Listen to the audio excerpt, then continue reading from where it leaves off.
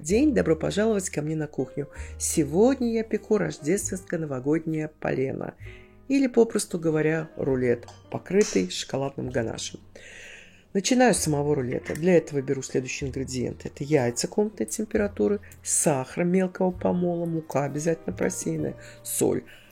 Вначале отделяю яйца, вернее желтки от белков, и начинаю взбивать белки с малых оборотов миксера. Добавляю щепотку соли, обороты миксера увеличиваю и взбиваю до пены. Затем в несколько приемов добавляю сахар. Взбиваю прям так долго. Все зависит от мощности миксера, конечно, но взбить надо очень хорошо. До такого состояния, как взбиваются белки для безе. Далее по одному добавляю желтки. После каждого добавления секунд 15 взбиваю. Масса должна быть очень-очень хорошо взбитой. От этого зависит успех будущего изделия.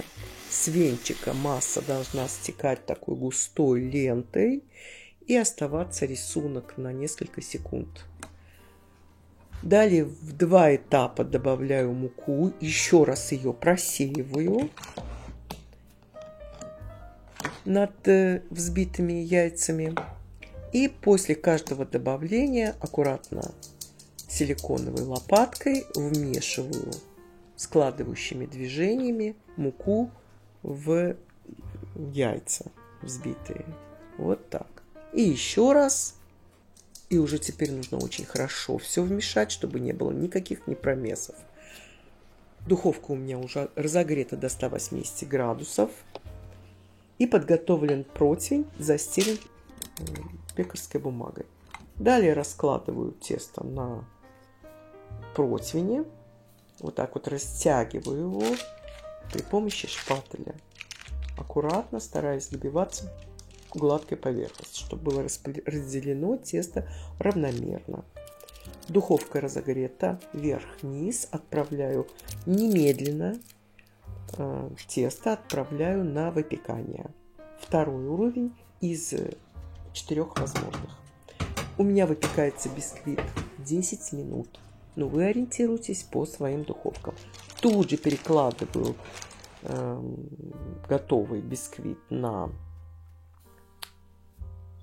решетку для остывания.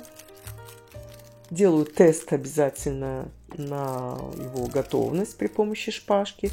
Прикрываю кухонным полотенцем, и бисквит отдыхает несколько часов. Далее готовлю конфитюр.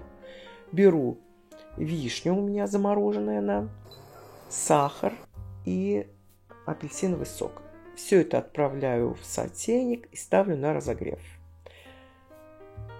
Довожу до кипения, иногда помешиваю, и провариваю, делаю по существу конфитюр. Минут 8 я это все варю, увариваю жидкость, она выпаривается, и все, и конфитюр готов. Можно использовать любую кислую ягоду. С любой ягодой будет очень-очень вкусно. Вот так провариваю, убираю дальше с плиты и немного при помощи блендера измельчаю. Можно измельчить в пюре, я вот так немного. Далее перекладываю в другую емкость для остывания. Можно добавить немного в остывший конфитюр, немного алкоголя. Далее готовлю крем. Для этого беру сливки жирные, 30% минимум жирность должна быть, сливочный сыр, сахарную пудру и ванильный сахар, либо ванилин. Начинаю взбивать со сливок. Опять-таки с малых оборотов миксера, немного далее увеличиваю обороты и взбиваю его до такого состояния. Важно не перевзбить сливки. Далее добавляю сахарную пудру и ванильный сахар к сливочному сыру и все это взбиваю вместе, смешиваю. Это уже процесс очень быстрый. Добиваюсь однородной консистенции и все, и готово. Далее обе взбитые массы смешиваю, то есть добавляю сливки к сыру. Опять-таки все перемешиваю до однородности. И все, и крем готов. Закрываю посуду крышкой, либо пленкой в контакт можно, и убираю на стабилизацию в холодильник на часик примерно. Все, тем временем бисквит отдохнул. Переворачиваю его, отделяю аккуратно бумагу от него. Донышко бисквита остается бледным. Все, значит, все правильно пропеклось. Даже несмотря на то, что моя духовка очень капризная, вроде удалось спечь неплохо. Далее наношу конфитюр на любую поверхность можно, какая вам, как хотите, здесь действуйте.